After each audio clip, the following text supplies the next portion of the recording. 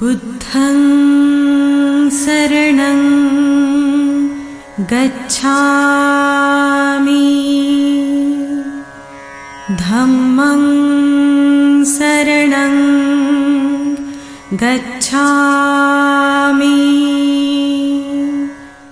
Omraj from Nagpur is asking how to get rid of addiction. First of all, it's important to do the work of reflection and to examine what is it that you feel you get from your addiction. Because the addiction is answering some psychological need.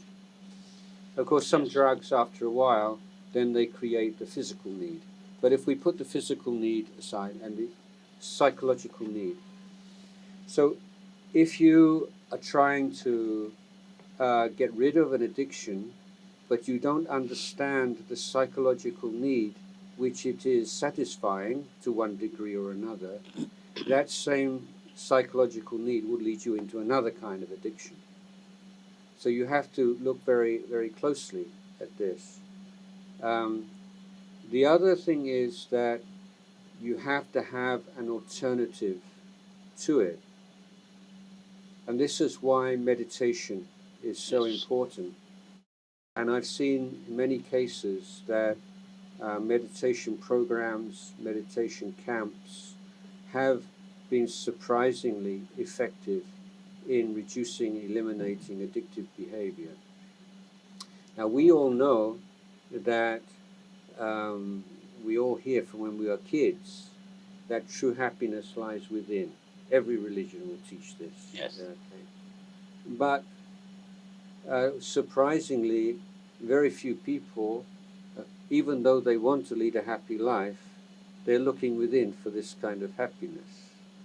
And if they do, it's not in any kind of systematic manner.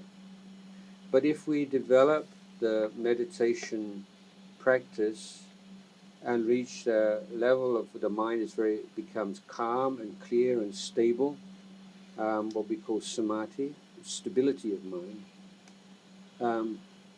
the natural effect or natural expression of stable, purified mind is very deep happiness and contentment and bliss. So one of if we look at addictive behavior, we can see that there's not strong correlation with lack of education.